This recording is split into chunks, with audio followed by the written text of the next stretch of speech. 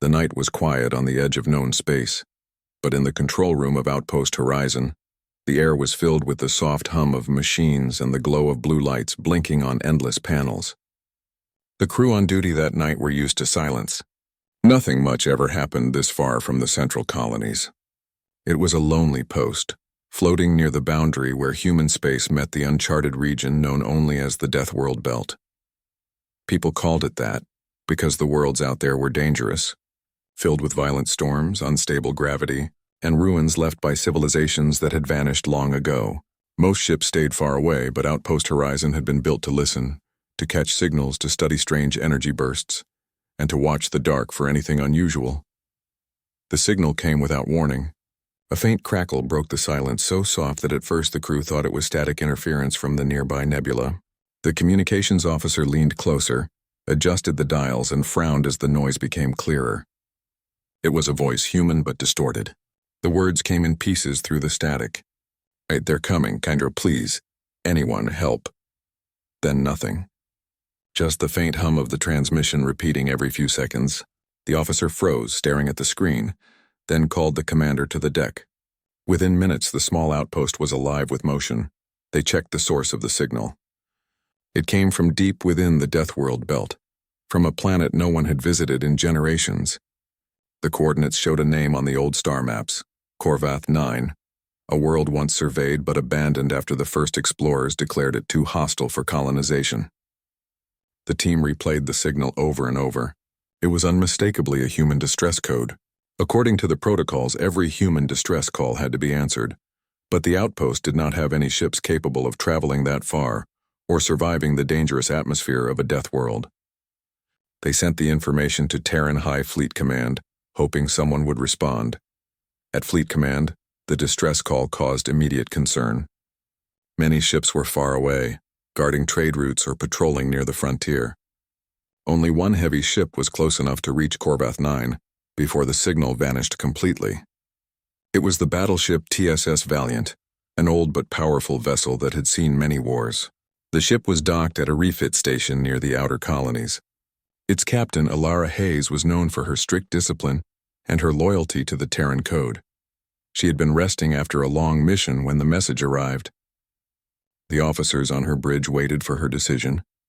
The ship's engineers warned that their supplies were low and the engines were still being recalibrated. The mission would be risky, but the captain did not hesitate. "Plot a course to Corvath 9, she said quietly. "We answer the call." The crew of the Valiant worked through the night to prepare. They loaded what fuel and rations they could find and repaired the damaged sensor grids. When the ship undocked, the massive hull glowed under the light of the nearby star. The engines ignited and the Valiant jumped into slipspace, leaving a trail of blue light behind. Inside, the crew felt both fear and pride. No one knew what waited for them on the other side, but they trusted their captain. Days passed inside the twisting tunnel of slipspace. The crew trained, checked their weapons, and tried not to think too much about the Deathworld Belt. Rumors spread through the ship about what they might find. Some said it was a trap. Others believed it was an ancient outpost or a colony ship lost centuries ago. The captain rarely spoke except to give orders, but every night she stood on the observation deck, staring into the swirling colors of the slipstream. She knew what the others were thinking. Many captains might have ignored a signal from that far away, claiming it was too dangerous or too late. But to her it was simple. Someone had called for help. If they did nothing, that person would die alone. When the Valiant emerged from slipspace, the crew saw the Deathworld Belt spread before them. The view was haunting. A cluster of dead stars surrounded by debris and storm clouds that shimmered like lightning trapped in space. The planet Corvath 9 hung in the center, glowing faintly red from volcanic eruptions on its surface. The ship's sensors picked up heavy radiation and unstable magnetic fields. Communication was weak, and navigation systems flickered in and out. Still, they pressed forward. As they approached orbit, the first signs of destruction became visible. Pieces of metal drifted through the upper atmosphere, wreckage of ships, both alien and human. Some had been torn apart by immense forces. Others looked melted as if burned from the inside. The science officers ran scans and found strange energy readings coming from the surface. The same signal was still transmitting, but weaker now. buried beneath layers of interference. It was coming from a canyon deep within the southern hemisphere. The captain gathered her officers. They decided to send a small rescue team down with a shuttle to locate the survivors and bring them back. The pilots prepared the craft, loaded medical gear, and armed themselves for possible threats. The descent through the planet's atmosphere was rough. Lightning storms cracked across the sky, and the air shook with the roar of thunder. The shuttle fought through heavy winds, nearly losing control several times. When it finally broke through the clouds, the crew saw the ground below, a landscape of dark rock, molten rivers, and ancient ruins half buried in ash. The signal grew stronger as they neared the canyon. The pilot guided the shuttle between jagged cliffs, searching for a place to land. Suddenly, the sensors flashed red. Something moved among the rocks. At first, they thought it was debris, but then metallic shapes rose from the ground, machines walking on four legs, their eyes glowing blue. They opened fire without warning. Energy blasts struck the shuttle, and alarms screamed inside the cockpit. The pilot pulled hard on the controls, dodging between rocks while the crew returned fire through the side hatches. The noise was deafening, and the air was filled with smoke. They barely managed to land in a sheltered area near the canyon's edge. The Marines poured out, taking cover behind boulders, firing at the machines that crawled closer. The battle was fierce, but the humans fought with precision and teamwork. Finally, the machines fell silent, smoking wrecks scattered across the ground. The team pushed forward, following the beacon from the distress signal. After hours of climbing and scanning, they found the survivors. A small group of men and women were hiding inside an old structure built into the canyon wall. Their clothes were torn, their faces pale from exhaustion. They looked shocked to see human soldiers stepping through the door. Their leader, Dr. Levin, stumbled forward, thanking them over and over. He could hardly speak, but when he did, his voice trembled. He explained that they were part of a research team sent by the Deep Frontier Initiative. They had come to study the ruins of Corvath 9, hoping to learn about the ancient species that once lived there.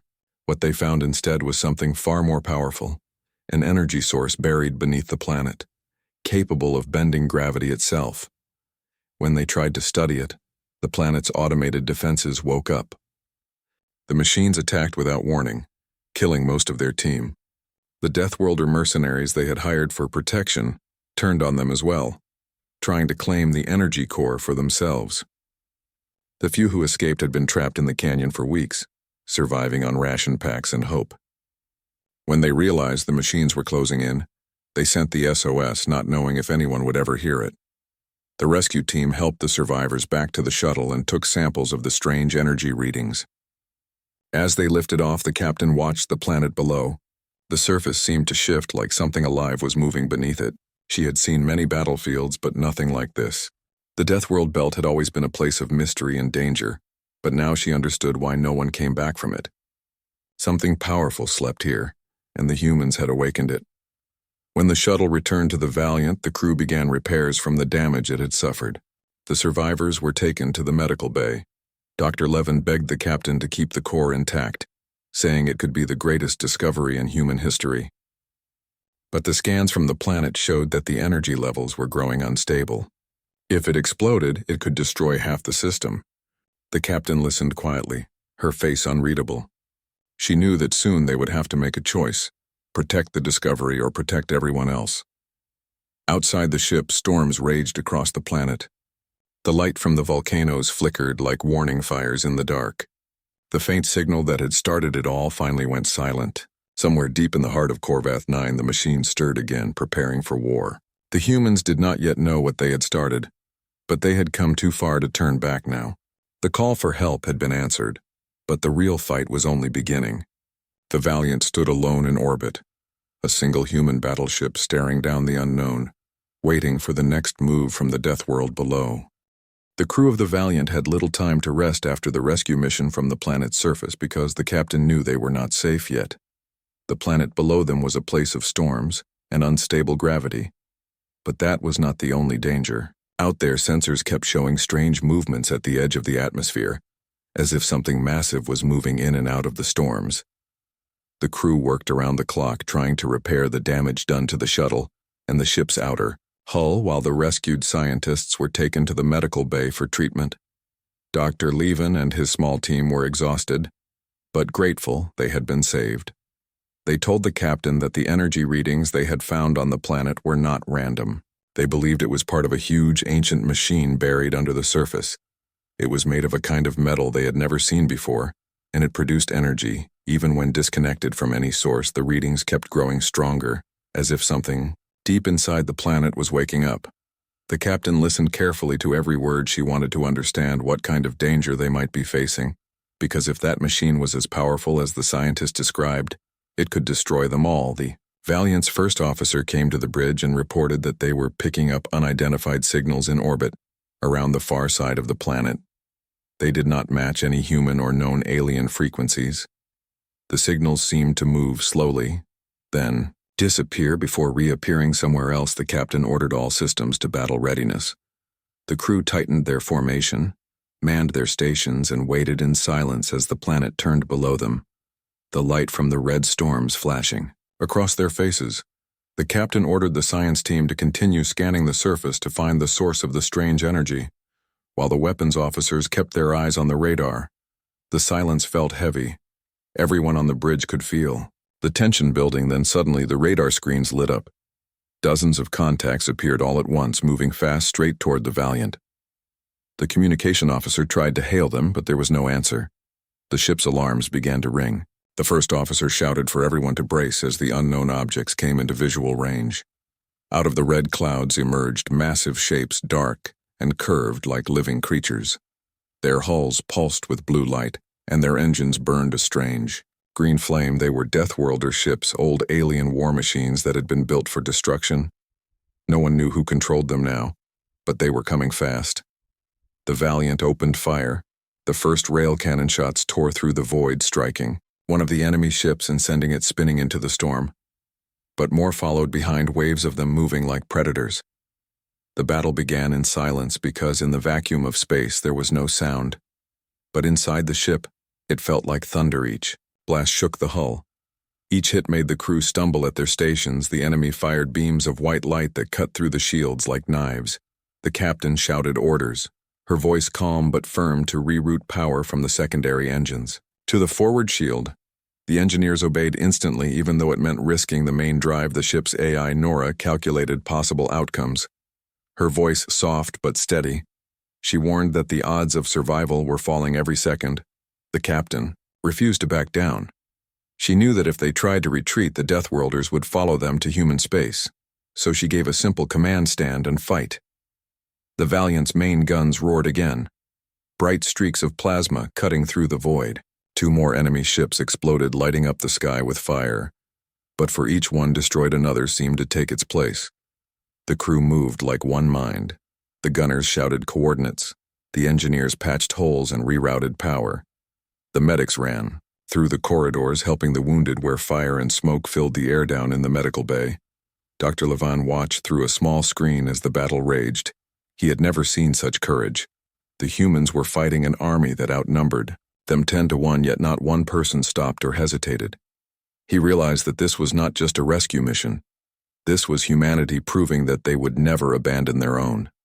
The scientists knew they were the reason the fight had begun, because of the discovery on the planet below. But there was no way to undo it now. The captain had made her choice, and that choice was to protect them, no matter the cost. The Deathworlder ships began to change formation. They spread out, trying to surround the Valiant. The captain saw it coming and ordered the ship to move closer to the upper atmosphere where the storms could help hide them. It was a dangerous move because the gravitational pull was unstable, but it gave them some cover. Lightning flashed outside the window so bright it turned the inside of the ship white for a moment. The magnetic fields interfered with the targeting systems, but it also confused the enemy sensors. The Valiant used the chaos to strike back. The ship's heavy torpedoes launched one after another, streaking through the clouds and hitting the closest Deathworlder cruiser. The explosion shook the sky. Fragments of metal burned as they fell toward the surface. One of the officers shouted that the energy readings from the planet were increasing faster now.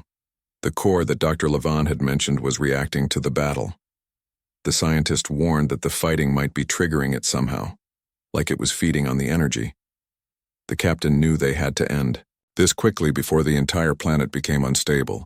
She ordered the crew to target the largest enemy ship, the one in the center of the fleet.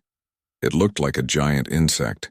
Its armor black and ridged, its weapons glowing like molten metal. The Valiant turned toward it, engines flaring, shields flickering under constant fire. The ship's rail cannons charged and fired in perfect rhythm, each impact shaking the enemy's hull, piece by piece. It began to break apart, but even as it burned, it launched a final volley that struck the Valiant's starboard side.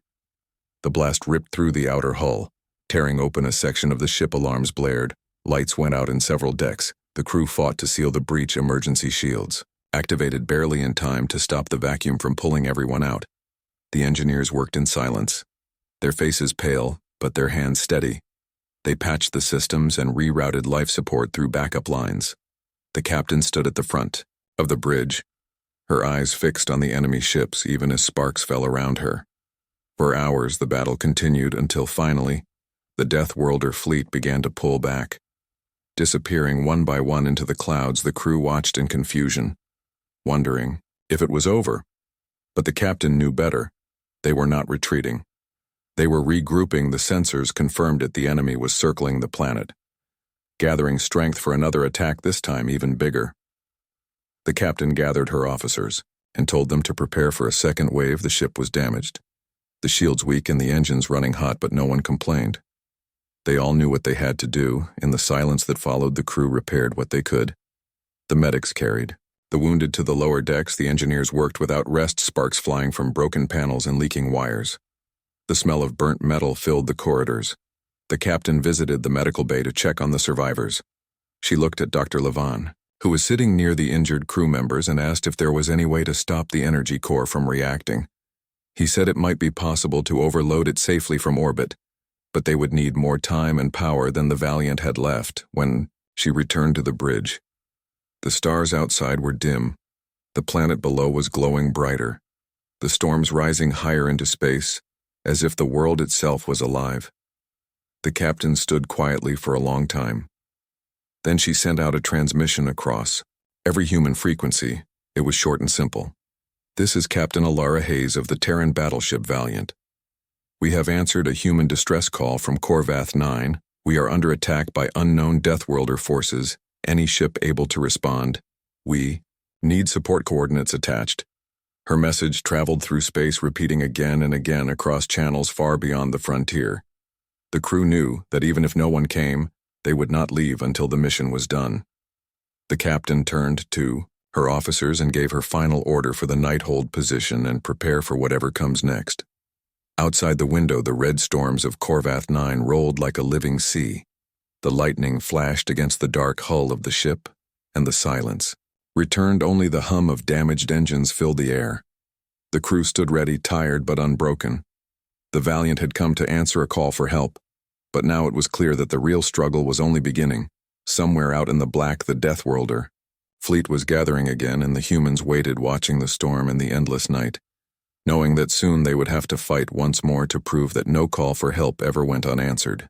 The Valiant floated in the storm-filled orbit of Corvath 9, surrounded by debris and the faint light of distant stars. The ship's hull was scarred black from the last battle, its crew tired and bruised, but still on their feet. The air inside smelled of burnt metal and fuel. The sound of repair crews echoed through the halls as they welded new plates over broken sections and checked the weapon systems again and again. The ship was alive but wounded. Every man and woman on board could feel it, and they knew the Deathworlders would not stay away for long. In the medical bay, the survivors from the planet were recovering. Dr. Levon sat beside one of the engineers from his team, who had been hit by shrapnel during the first attack. His hands were trembling, but his mind was racing. He had spent the last hours studying the energy readings from the planet below, and what he found made his blood run cold. The energy core buried beneath Corvath 9 was growing stronger. It was no longer dormant. It was reacting to the fighting above its frequency, pulsing in rhythm with the explosions as if it was feeding on destruction. He went to the bridge immediately to tell the captain what he had learned. Captain Hayes stood by the observation window, her uniform torn and smeared with smoke. She looked calm, but her eyes were hard. She listened to Levon's report without a word. The scientist explained that the energy core was alive. In a way, it was not just a machine. It was something designed To absorb energy and grow it had been created by the ancient Deathworlder civilization, long before humanity ever reached the stars. It might have powered their entire world once, but now it had turned unstable. If it kept feeding like this, it could destroy the planet and everything in orbit around it. The captain asked if it could be shut down. Dr. Levin said it might be possible, but only from the surface. The core was buried too deep for orbital weapons to reach, and any wrong move could make it explode. She nodded slowly, knowing what that meant. Someone would have to go back down there and manually shut it off or overload it safely. Her first officer argued that the planet was too dangerous. The machines on the ground would kill anyone who tried, but the captain's decision was already made. She said a small team would go and she would lead them herself, because she would never ask her people to do something she would not do. The ship's crew began preparations for the mission. While the engineers kept scanning the sky for any sign of enemy movement, the second officer reported that the Deathworlder fleet had gone silent, but small signals were still flickering at the edge of the system, like shadows waiting in the dark. The captain ordered everyone to stay on alert. The storm outside grew stronger, red lightning striking across the clouds below, lighting up the surface like a beating heart. The planet looked angry and alive. The shuttle team was small. 5 people, including the captain, Dr. Levin. 2 Marines and a pilot. They loaded supplies and weapons and sealed their suits. The hangar bay doors opened and the shuttle dropped into the storm. The wind hit them instantly, shaking the ship like a toy. The pilot fought to keep it steady. While fire and lightning streaked past the windows, the deeper they went, the harder it became to see. But the navigation system guided them to the canyon where the scientists had first found the core. The ground was black, and glowing cracks split the surface like veins of lava. When they landed, the Marines stepped out first, their boots sinking into the soft ash. The air shimmered with heat and static.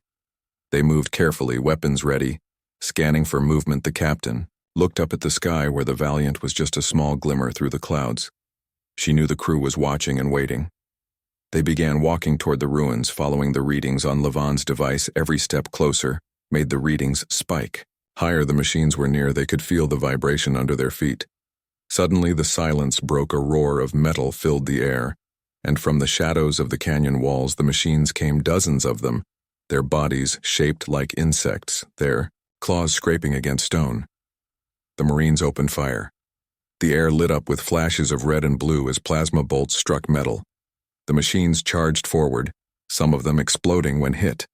Others, climbing the rocks to attack from above. The team moved fast, taking cover behind broken walls, firing in bursts. The captain shouted orders, her voice calm even as debris rained around them. One of the Marines was struck and thrown back, his armor smoking, but he kept firing until the last machine fell. When it was over, the ground was littered with glowing wreckage. The heat from the fight mixed with the ash in the air. Dr. Levin looked at his device again. The signal from the core was stronger than ever. He pointed toward a narrow path that led deeper into the canyon. They followed it slowly, their steps echoing in the hollow space ahead until they reached a vast underground chamber. It was unlike anything they had ever seen. The walls were covered in strange symbols glowing faintly. The floor pulsed with light, and in the center stood the energy core. It looked like a giant crystal spinning slowly inside a metal frame. Energy waves rippled through the air, making their suits vibrate. Dr. Levin approached it with caution. His hands shaking, he said the core was still stable enough to control, but not for long. If they could connect the power cells from the shuttle to its control panel, they might be able to create a feedback surge that would neutralize it. The captain and one of the Marines began setting up the equipment while the other watched the entrance, ready for another attack. The lights in the chamber flickered, and a deep sound echoed from within the walls, as if the planet itself was growling. Then the communication channel crackled to life. The voice of the first officer came through, faint but urgent. Enemy ships reappearing on sensors. They are moving toward us fast. The captain told him to hold position and keep the ship safe no matter what. The officer tried to protest, but she cut the signal. She knew what was coming. If the Deathworlders reached the core, they would try to take it for themselves. The ground began to shake, dust falling from the ceiling of the chamber. Dr. Levin shouted that the core was reacting faster now, glowing so bright they had to shield their eyes. He connected the final cables and the devices began to hum. The captain helped him steady his hands as he entered the override sequence on the old control panel. The symbols changed, color one by one as the process started. For a moment, everything was silent. Then a low pulse shook the room. Energy waves rippling through the air like thunder. Outside the canyon, the Valiant watched from orbit as the planet's surface lit up in bursts of light. The sensors showed rising energy levels. The first officer ordered the crew to prepare for shock waves. The red clouds began to twist, forming a spiral around the pole. The Deathworlder fleet came out of the storm again, larger than before, hundreds of ships moving as one. The Valiant opened fire once more, rail cannons blazing, cutting through the first wave. But the enemy kept coming. Beams of light slashed across the dark, tearing through the void. The battle above echoed through the storm below. Inside the chamber, Dr. Levin screamed that the energy was too unstable. The feedback loop was failing. The captain told him to keep going. Even if it overloaded, they had to stop the core from reaching full power, or it would destroy them all. The noise grew so loud it shook their bones. Lightning flashed through the cracks in the walls. The Marines grabbed the equipment and tried to back away, but the captain stayed near the control panel, her hands gripping the railing as the light grew brighter than the sun. The Valiant's sensors showed a massive spike in energy. The officers shouted warnings. The captain's signal from the surface flickered. The AI Nora calculated that the core would explode in less than 10 minutes. If not fully contained, the ship fired 2 heavy missiles into the upper atmosphere, hoping to disperse the energy buildup. The explosions turned the sky white for a moment, giving the Deathworlder ships a reason to pause. On the surface, Dr. Levin finished the sequence and shouted that the core was stabilizing. The glow dimmed for a second and they thought it was over. But then the symbols on the walls flared again, this time in a different pattern. The core started spinning faster. The captain realized it was alive in a way, not just a machine but a weapon that could adapt. She yelled for everyone to fall back. They ran through the tunnel as the ground cracked open behind them. Fire and light bursting through the rocks. The pilot called out that the shuttle was ready. Engines running hot, they climbed aboard just as the canyon collapsed in a wave of molten stone. The shuttle rose through the storm flames, chasing them, lightning flashing all around. The captain looked out the window, at the surface below, which now glowed like a sea of fire. Dr. Levin sat beside her. His face pale, he whispered that the core was still active, but at least it was trapped deep under the planet's crust for now. When they broke through the clouds, they saw the Valiant fighting alone against the massive fleet of Deathworlder ships. It was surrounded by light and fire, but still standing, firing every weapon it had. The shuttle raced toward the hangar, dodging debris and burning fragments from the battle. The crew pulled them inside and sealed the doors. The captain stepped onto the bridge, her suit still scorched from the heat, and gave one order to the crew: keep firing. They had survived the planet's wrath, but the war above had only just begun. Outside, the red storms rolled and the enemy ships drew closer. The Valiant turned slowly, its engines roaring, as the humans prepared once again to fight for their lives in the endless dark. The Valiant hung in low orbit above the burning surface of Corvath 9. Its armor cracked and scorched from the storm and the battle that never seemed to end.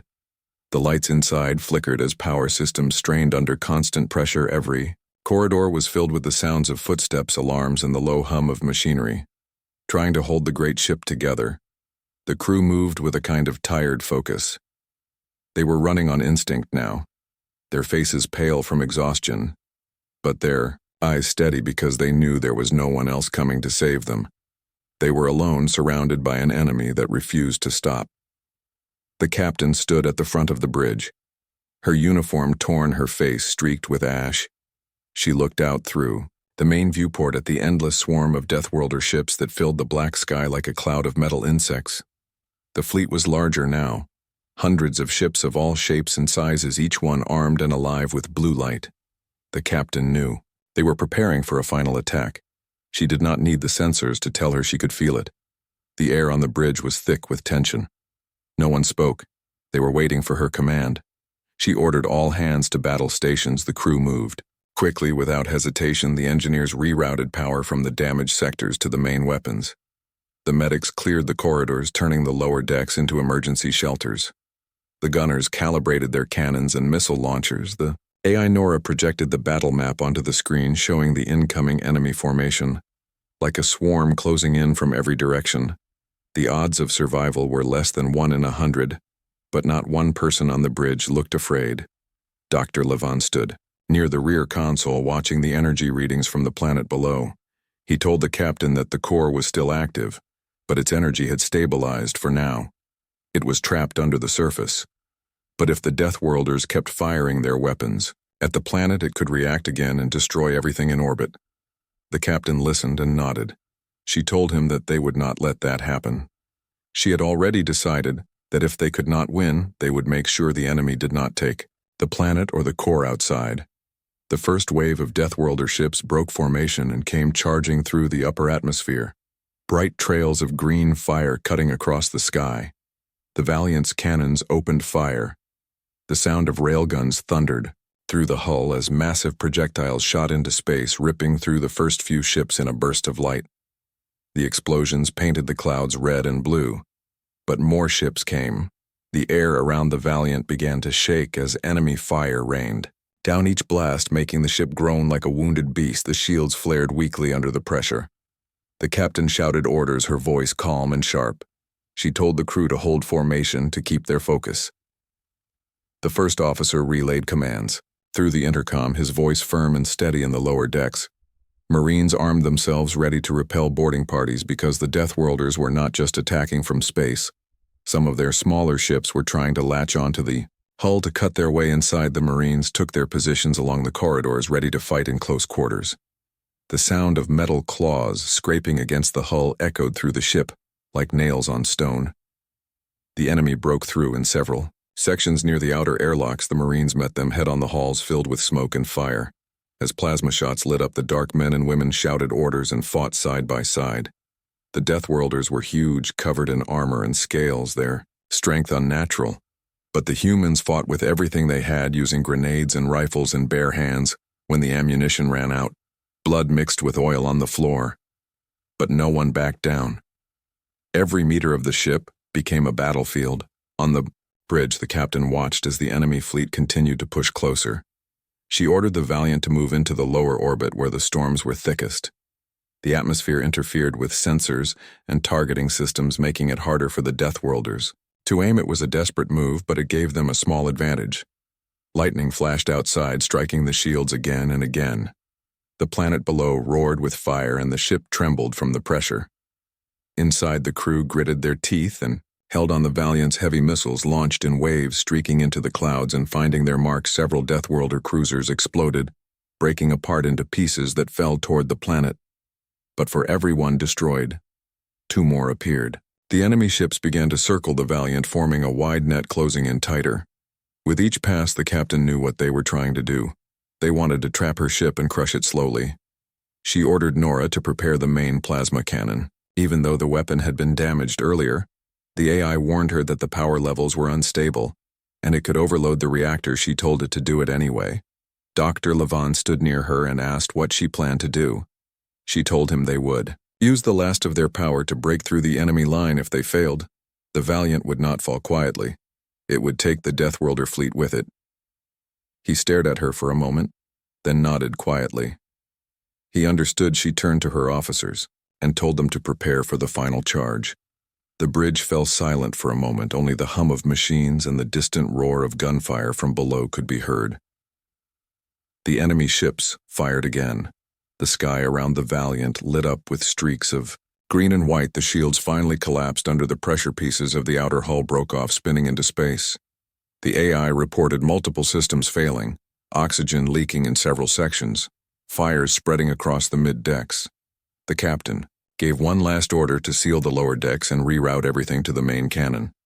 The engineers obeyed without hesitation, even as smoke filled the air and sparks flew from the consoles.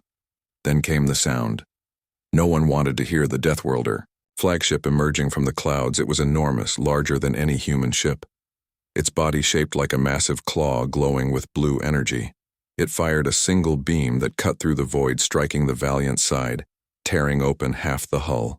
The ship shook violently. Lights went out across the bridge. Several crew members were thrown to the floor, but the captain stayed standing, gripping the railing, her voice steady as she shouted for the cannon to fire. The main cannon charged the lights. dimming across the entire ship as all power was funneled into it. The weapon glowed with white light, and then released everything in one blinding flash. The beam tore through the center of the Deathworlder fleet, cutting the flagship in half. The explosion was so bright it blinded the sensors. The shockwave hit the Valiant, throwing it off course, spinning it through the atmosphere. Alarms screamed and systems went dark. The ship drifted for a moment before stabilizers caught, and the engines sputtered back to life. The crew looked out and saw the fleet breaking apart, burning wreckage falling into the planet's storms. The captain ordered all remaining weapons to fire on any survivors. The gunners obeyed their hands, shaking the remaining Deathworlder ships scattered, but some still tried to fight. Smaller fighters darted through the debris like hornets. The Valiant's secondary guns tracked and destroyed them one by one. But the ship was dying. The engineers reported that the reactor was unstable, and the hull could not survive another hit. Dr. Levon came to the captain with a new reading from the planet. The core was reacting again. The massive blast from the flagship had triggered it. He said, if they did not leave orbit, it would consume everything around it, but the engines were damaged and they could not jump to slipspace. The captain looked at him for a long moment, then told him to send the data through the communication array to Fleet Command, every detail of the core, every reading, every log. So even if they did not make it, humanity would know what they found. The scientists worked quickly, transmitting everything through the broken channels. The AI confirmed the signal was sent, though it was weak and fragmented. The captain thanked him and told him to go to the escape pods. He refused, saying he would stay and help until the end. She did not argue. She simply nodded and turned back to the view outside the window. The planet below was glowing brighter each minute, the storms twisting into a giant spiral of light. The air itself looked alive. The first officer reported that the Deathworlders were retreating, the remaining ships jumping away from the system. The crew cheered weakly, but the sound faded. Quickly, as the ship shuddered again, the reactor alarms blared. They had minutes left. The captain ordered all crew to abandon ship, but many stayed, refusing to leave the bridge or the guns or the engines. They wanted to fight until the very last moment. The captain smiled faintly, proud of them all as the final systems began to fail. The captain sent one last message across all frequencies. This is Captain Elira Hayes of the Terran Battleship. Valiant, we answered the call. We fought for those who could not. We stood our ground until the end. Tell them we did not run. Tell them humanity answered then.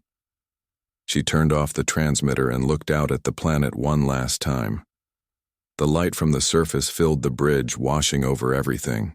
In a soft red glow, the sound of the engines faded, replaced by silence, and the endless storm outside the Valiant drifted slowly through the burning sky, its lights flickering like the last heartbeat of a giant, before fading into the fire below. For a long time there was only silence drifting through the black space where the battle had ended. The wreck of the Valiant floated among the remains of hundreds of Deathworlder ships, torn metal and broken fire still glowing faintly in the darkness.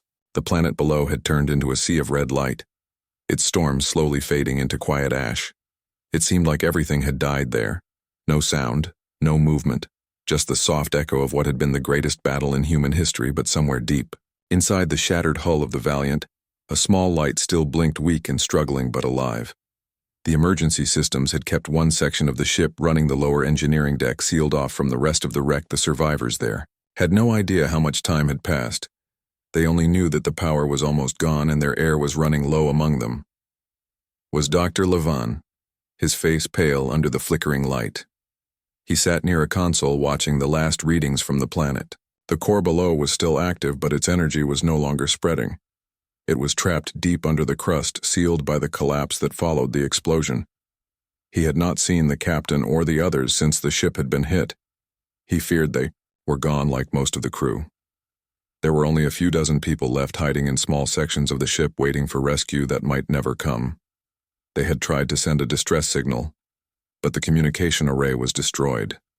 Then one of the young technicians had found a way to connect a damaged beacon to the ship's old signal booster. It was weak, but it worked enough to send a short message through the static. It was only 3 words: SOS, still alive. The message drifted into space across the empty silence, where it traveled for days, weeks, maybe longer. The survivors did not know. All they could do was wait. They rationed their food and water, worked in shifts to keep the air systems from failing, and listened to the faint hum of the engines that were no longer engines but dying hearts of metal outside the stars burned cold and distant. No sign of life anywhere. Sometimes they thought they heard voices through the static, but it was only the broken echo of their own. Recordings playing back. Dr. Levin kept a small log of everything that had happened. He said it helped him stay sane. He wrote about the crew who stayed, about the captain's last words, about the strange calm that filled the air after the explosion. He said that humans had done what no one thought possible. They had faced the Deathworlders and stopped them even if the cost was everything. He looked at the young faces around him, the tired eyes of the engineers and medics who refused to give up, and he felt something like quiet pride. On the 12th day, the ship's sensors picked up something faint, a signal repeating over and over. It was distorted. At first, then became clearer. It was human. Dr. Levin could hardly believe it. He called everyone to the console. They watched the screen as the signal grew stronger. It was a fleet, a real fleet coming through the outer edge of the system. The first rescue ship sent by Fleet Command. The message had reached them after all, and they had come. The survivors began to cry. Some laughed, some just sat there in silence, unable to believe it. The rescue ships moved carefully through the debris, scanning for any remaining life signs. It took hours before they found the Valiant's signal buried. Under layers of interference, the fleet commander ordered immediate retrieval operations. Drones flew through the wreck, scanning for survivors. When they reached the engineering deck, they found the group huddled together, weak but alive. They were brought aboard the rescue ship, where medics rushed to treat them. Dr. Levin stood on the ramp, looking back at what was left of the Valiant. The ship that had once carried 10,000 souls, now nothing more than twisted metal drifting in the dark, whispered goodbye under his breath as the rescue crew sealed the airlock. The fleet prepared to leave orbit, but not before sending a series of probes to study the planet below. The scientists on board wanted to understand what kind of energy the Valiant had found, something powerful enough to destroy fleets, yet still pulsing beneath the surface when they tried to scan it. The instruments went wild, as if the planet itself did not want to be seen. The commander decided to mark the system as off-limits until further study. No one argued the sight of what happened. There was enough to make anyone cautious. As the fleet turned and began its long journey back to human space, Dr. Levin sat in the medical bay surrounded by the wounded. He could feel the ship's soft vibration under his hand, so different from the rough trembling of the Valiant. He thought of Captain Hayes and her final message. Humanity answered those words, echoed in his mind like a promise. He looked out the small window beside him and saw the stars moving slowly past it. Felt like peace, but also like something unfinished. When the fleet returned to Earth, the survivors were greeted as heroes. The story of the Valiant spread quickly through every colony, every ship, every city. It became a symbol of what it meant to be human: courage, sacrifice, and unity in the face of something far greater than fear. People gathered in plazas to watch the recordings of the captain's last transmission, even though parts of it were lost to static. Those who heard it said her voice carried something no machine could ever fake. It carried truth. Fleet Command built a monument in orbit around Mars, a giant ring of steel engraved with the names of everyone who served. On the Valiant, it became a place of silence where travelers stopped to remember, where children learned what it meant to fight for others, where soldiers swore their oaths under the quiet stars. Dr. Levin visited once. After the ceremony, he stood before the ring, reading the names one by one until he found hers. Captain Alara Hayes. He reached out and touched the cold metal for a moment before turning away. Years passed, and the story of the Valiant turned into legend, but it was not forgotten. Ships carried her name across the galaxy. New captains spoke her words before battle, and new generations learned that even in the darkest place there was light waiting to answer the call. But deep in the corner of the universe where the wreck of the old Valiant once drifted, strange things began to happen. Probes sent by the fleet to observe the planet disappeared without a trace. Their signals cut off mid-transmission. Sensors picked up faint energy patterns rising again from the surface.